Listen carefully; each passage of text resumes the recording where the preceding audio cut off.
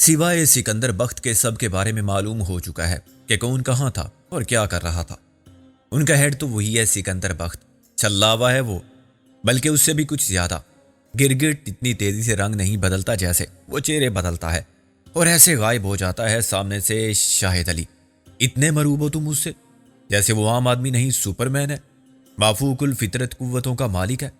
تم کو احساس کمتری ہے پہلے سے، تو پھر تم کچھ نہیں کر سکتے۔ شاہد علی نے ادھر ادھر دیکھا۔ وہ ایسی بات نہیں سر، میں نے بڑے بڑے نصر باز بدماش دیکھے ہیں، اور زبانی داموں سے کام نہیں چلے گا۔ یہ پتہ چلا ہو کہ دلاور کہاں ہے۔ اگر انہوں نے دلاور سے کچھ اگلوا لیا تو سمجھو ہم سب گئے کام سے۔ دلاور کو آپ کیا سمجھتے ہیں سر؟ وہ فولاد کا بنا ہوا ہے، خالص فولاد کا۔ سکندر کا باپ بھی اس سے کچھ معلوم نہیں کر سکتا۔ سکندر کا باپ تو خیر واقعی کچھ نہیں کر سکتا، میں نے اپنے دل میں سوچا، لیکن بیٹا یہ کام ضرور کرے گا۔ اس فولاد کو پگھلا کے گندے پانی کی طرح گٹر میں نہ بہایا تو میں بھی وزیر خان کا بیٹا نہیں۔ آدمی تو آدمی ہی ہوتا ہے شاہد علی، اور وہ کوئی جوان آدمی بھی نہیں ہے۔ آج کل تو تشدد کے حربے بھی بہت عام اور مؤثر ہو گئے ہیں۔ میری اور تمہاری نوکری اور زندگی دونوں کی سلامتی چاہتے ہو تو دلاور کا سراغ لگاؤ۔ سر جی، پھر آپ مجھے آزادی سے کام کرنے دیں۔ ولایتی طریقوں سے دیسی مجرم کچھ نہیں بتاتا۔ میں ابھی پکڑتا ہوں 2-4 بندے، اور آپ کے سامنے وہ سب نہ بک دیں تو میرا نام شاہد علی نہیں۔ ہم تو بندے کو گنے کی طرح مشین میں سے گزار سکتے ہیں۔ جیسے گنے کا رس نکلتا ہے سر، ایسے ہی اس کے دل کی بات زبان سے نکلتی ہے۔ اس کو پکڑنا چاہتے ہو تم؟ وہی جو خاص بندے ہیں، MRS کے چمچے۔ یار یہ MRS کیا بلا ہے؟ بلا وجہ اتنا ہوا کھڑا کر دیا ہے تم لوگوں نے، مجھے تو اس کا مطلب بھی نہیں معلوم۔ شاہد علی کو اب اپنے افسر اعلیٰ کی لا علمی اور جہالت پر طنز سے مسکرانے کا موقع مل گیا۔ MRS کا مطلب ہے might is right society. Might is right? جس کی لاٹھی اسی کی بھینس؟ جی سر، یہ لوگ کہتے ہیں کہ حالات خراب ہیں، قانون کوئی چیز نہیں، نہ قانون کسی کا محافظ ہے نہ مددگار، بس جس کے پاس طاقت ہے اس کا ہر کام ہو جاتا ہے، اور وہ مجرم کو مجرم یا بے گناہ کو بے گناہ ثابت کر سکتا ہے، ورنہ تھانے کچہری میں انصاف نہیں ملتا۔ خیر بات تو کسی حد تک ٹھیک ہے۔ یہ وہی لوگ ہیں نا جو گئے تھے مشرقی پاکستان میں بھارتی فوج سے لڑنے؟ نہیں سر، ان کی لڑائی تو بس دلاور سے تھی، جو یہاں سے باغیوں اور علیحدگی پسندوں کو اسلحہ فراہم کرتا تھا۔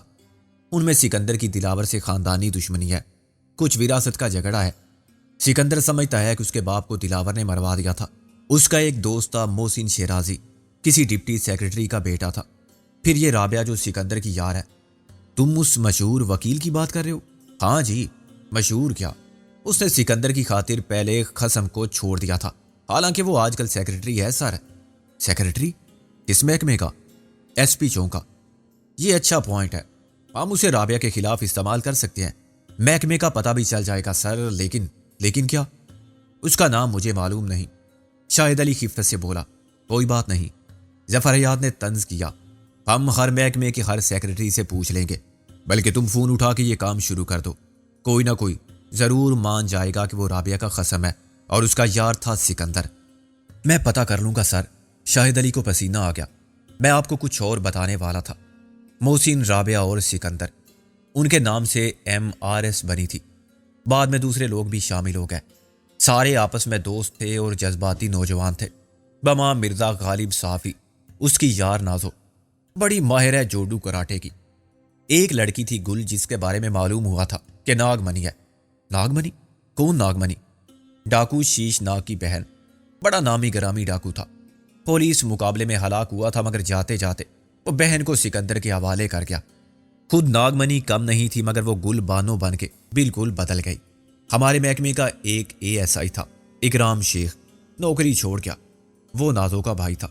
یہ سارے اکٹھے ہو گئے تھے۔ چودھری دلاور کو غدار اور ملک دشمن سمجھتے ہیں اور اس کو تباہ کرنا چاہتے ہیں، حالانکہ وہ معزز اور امن پسند شہری ہے، محب وطن ہے۔ ظفر حیات عجب طرح مسکرایا۔ یہ بات میرے سامنے تو مت کہو، جھوٹ کی بھی حد ہوتی ہے شاہد علی۔ شاہد علی پھر بغلیں جھانکنے لگا۔ ویسے تو سر یہاں الزام کس پر نہیں ہے، لوگوں نے قائد اعظم رحمہ اللہ اور قائد ملت کو معاف نہیں کیا تھا۔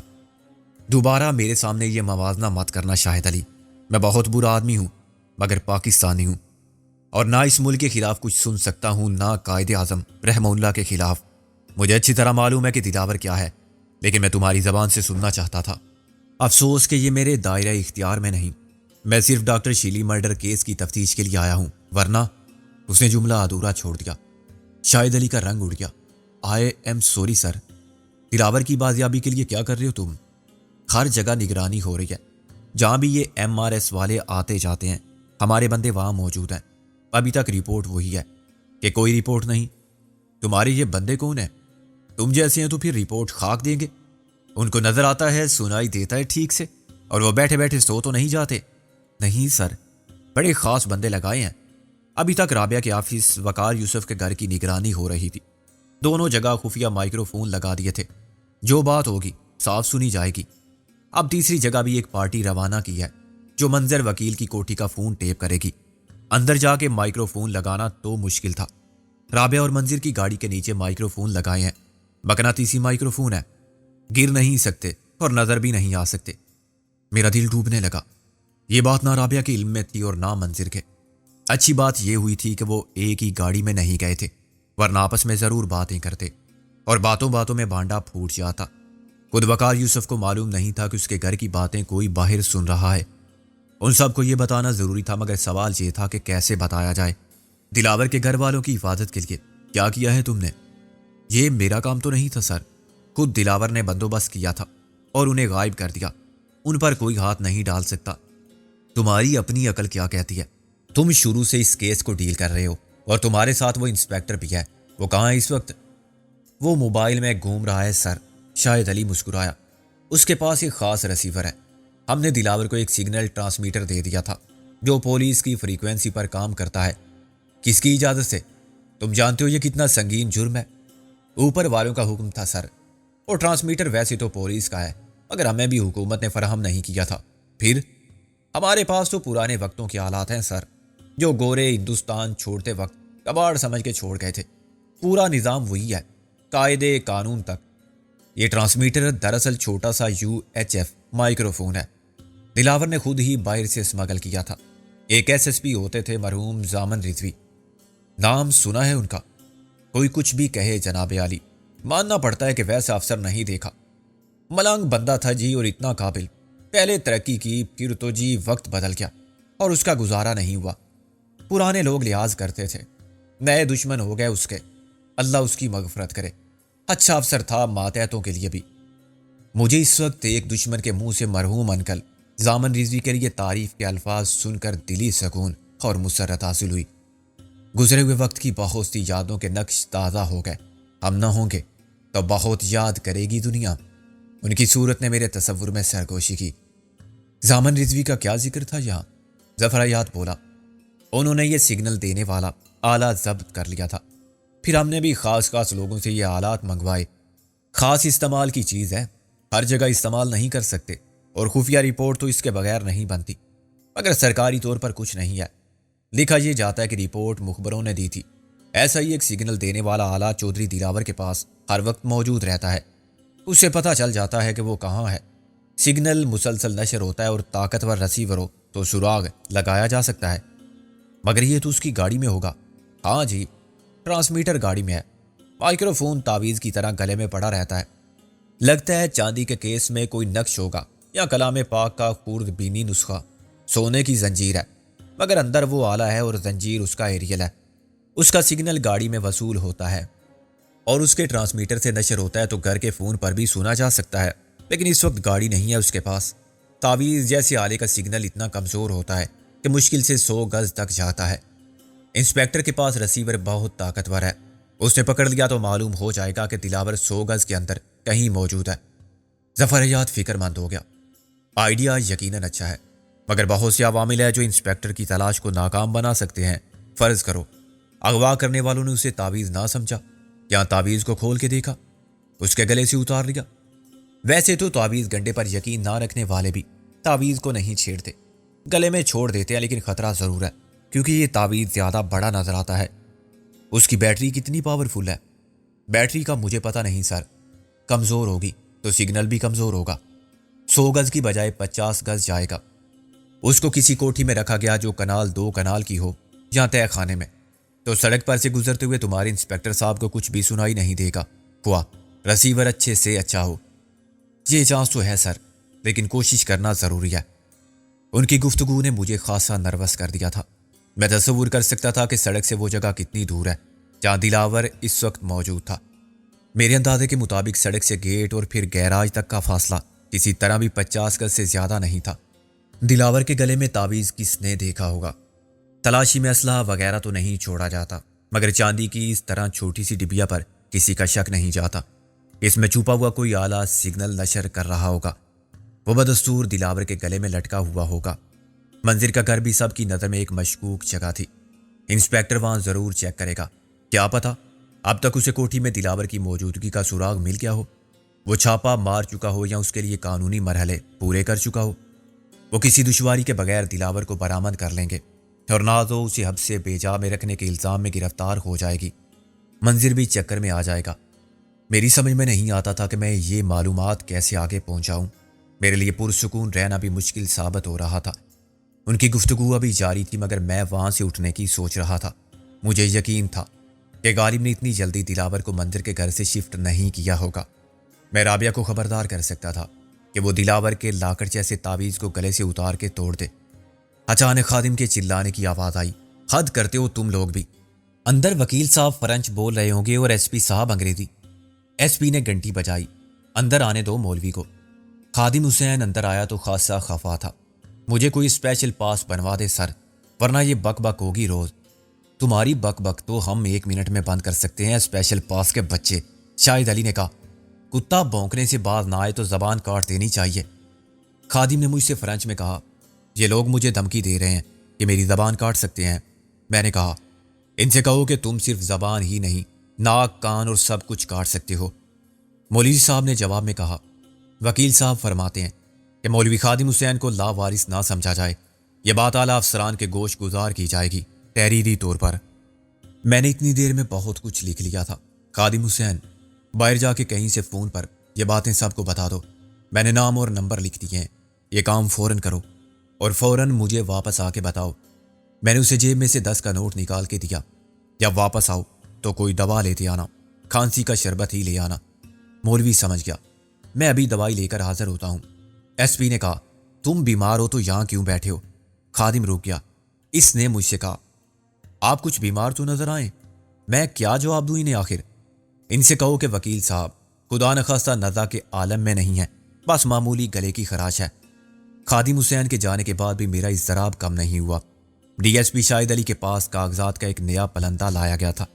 یہ نگرانی کرنے والوں کی تازہ ترین رپورٹیں تھیں جو اس نے ایس پی کی طرف بڑھا دی۔ کچھ نہیں شاہد علی، سب نکمے لوگ ہیں۔ آپ فکر مت کریں سر، شام تک امید ہے۔ رات کو تم کہہ رہے تھے کہ صبح تک امید ہے۔ ادھر مجھے اپنے کیس کی پریشانی ہے۔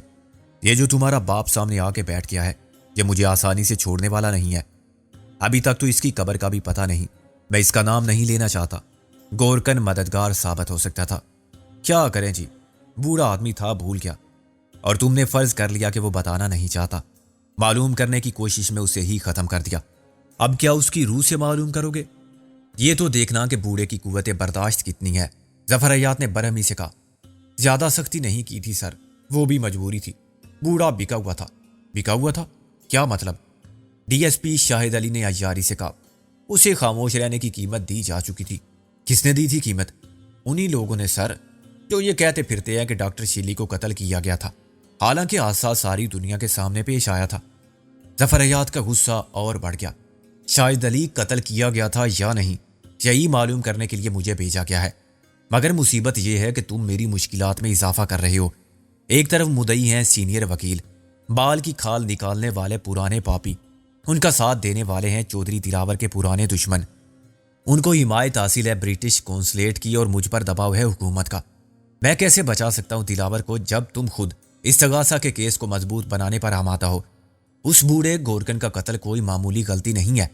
وہ ہمارے حق میں گواہی دے سکتا تھا، ہمیں پتہ بتا سکتا تھا شیلی کی قبر کا۔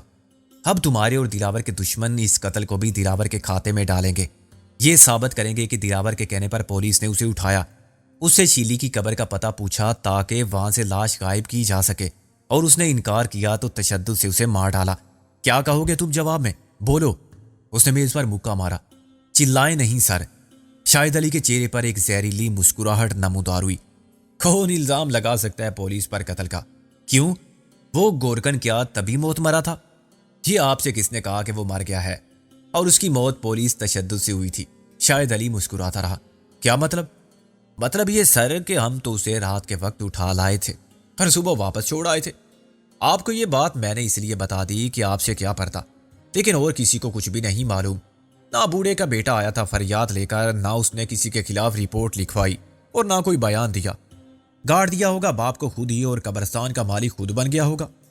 ظفریات نے اطمینان کا سانس لیا اور سگریٹ چلانے لگا۔ اس کے لڑکے کو کچھ معلوم ہے؟ نہیں سر، ابھی تک تو اس نے بیان نہیں بدلا، مگر میرا خیال ہے وہ جھوٹ بولتا ہے۔ گورکن بوڑھا آدمی تھا، 70 سال کا ضرور ہوگا۔ وہ خود تو قبریں نہیں کھودتا ہوگا، بیٹا اس کے کام میں مدد کرتا ہوگا۔ قبر کھودنا بڑی جسمانی مشقت کا کام ہے، جوان آدمی ہی کر سکتا تھا۔ ڈاکٹر شیلی کی قبر بھی گورکن کے بیٹے نے یا بیٹوں نے مل کے کھودی ہوگی۔ کتنے بیٹے ہیں اس کے؟ 2 سر، لیکن اب ایک رہ گیا ہے۔ ایک بھاگ گیا باپ کی موت کے بعد، شاید وہ جانتا تھا۔ اب تم دوسرے کو بلا کے وہ سب مت کرنا جو بوڑھے کے ساتھ کیا تھا۔ ان لوگوں کے لیے مال سے بڑی چیز ہے پیسہ۔ پیسے کی خوب مار دو۔ کون سا تمہاری جیب سے جائے گا؟ 10,000، 20,000، 50,000، نقد 1 لاکھ رکھو اس کے سامنے۔ اتنا نقد میں کہاں سے لاؤں گا سر؟ شاہد علی، ظفریات نے اسے سرزنش کی۔ کیا تم یہ بھی چاہتے ہو کہ میں تمہارا بینک بیلنس معلوم کروں اور پھر تمہیں بتاؤں کہ تم 1 لاکھ کس بینک کی کس برانچ سے اور کون سے اکاؤنٹ سے لا سکتے ہو؟ مجھے اچھی طرح معلوم ہے کہ میں کر لوں گا سر، شاہد علی نے جلدی سے کہا۔ یہ لیڈی ڈاکٹر ہوتی پاکستانی تو کوئی مسئلہ نہیں تھا سر۔ ہم کسی بھی لاش کو، میرا مطلب ہے کسی بھی عورت کی پرانی لاش کو پوسٹ مارٹم کرنے والوں کے حوالے کر دیتے، لیکن اس ڈاکٹر کا تو پورا ریکارڈ ہے برطانیہ میں، فنگر پرنٹ سے لے کر دانتوں کے ایکس رے تک۔ فنگر پرنٹ تو مٹی میں مل گئے، ہاں دانتوں کی ساخت کا ریکارڈ ہوگا۔ آج کل ڈینٹل سٹرکچر ہی شناخت کا سب سے مؤثر اور صحیح طریقہ سمجھا جاتا ہے۔ خادم حسین نے اندر آ کے کھانسی کا ایک شربت میرے سامنے رکھ دیا اور بولا، آپ کے منظر صاحب اور مس رابعہ سے بات تو نہیں ہو سکی، لیکن میں نے بار روم میں پیغام دے دیا تھا۔ بے وقوف، کیا پیغام دے دیا تھا اور کسے؟ میں نے کہا، وہ مل گئے تھے وقار یوسف صاحب، خادم حسین نے کہا۔ پھر میں نے ان کے گھر فون نہیں کیا۔ میں نے اطمینان کا سانس لیا۔ اور منظر صاحب کے گھر کون ملا تھا؟ وہی جناب، جتنی تیز ان کی زبان چلتی ہے۔ اس نے توبہ کے انداز میں کانوں کو ہاتھ لگایا۔ کینچی کیا چیز ہے جناب، الیکٹرک زبان ہے بالکل۔ منظر کی بیوی؟ میں نے کہا، اسے نہیں بتانا تھا کچھ بھی خادم۔ نہیں بتایا جی، میں کوئی بے وقوف ہوں؟ بس جیسے ہی وقفہ آیا میں نے کھٹ سے کہہ دیا کہ مجھے تم اس نازو سے بات کرنی ہے۔ آپ کیوں پنجے جاڑ کے میرے پیچھے پڑ گئی ہیں؟ میں وہ خادم نہیں ہوں جسے آپ نے مرغی خریدنے کے لیے 1 سال پہلے بازار بھیجا تھا اور وہ 100 کا نوٹ لے کر بھاگ گیا تھا۔ اگر اس کا نام بھی خادم تھا تو یہ میرا قصور نہیں۔ وہ خفا ہو گئی کہ 100 روپے بھی لے گئے تھے اور جھوٹ بھی بولتے ہو۔ تمہاری آواز وہی ہے۔ میں نے کہا کہ جناب میں وہی خادم ہوتا تو آپ کو فون کیوں کرتا سال بھر بعد؟ اگر آواز ملتی ہے میری تو یہ بھی میرا قصور نہیں۔ بڑی قسمیں کھائیں تب انہیں یقین آیا۔ میں نے ہنستے ہوئے کہا، چلو اللہ کا شکر ہے کہ یقین آ گیا، ورنہ وہ آسانی سے ماننے والی خاتون نہیں ہے۔ پھر بات ہوئی نازو سے؟ بات ہوئی، مگر انہوں نے کہا کہ وہ تعویذ تو دلاور کے گلے میں نہیں ہے۔ میں فکر مند ہو گیا، یہ کیسے ہو سکتا ہے؟ سب کچھ ہو سکتا ہے جی دنیا میں۔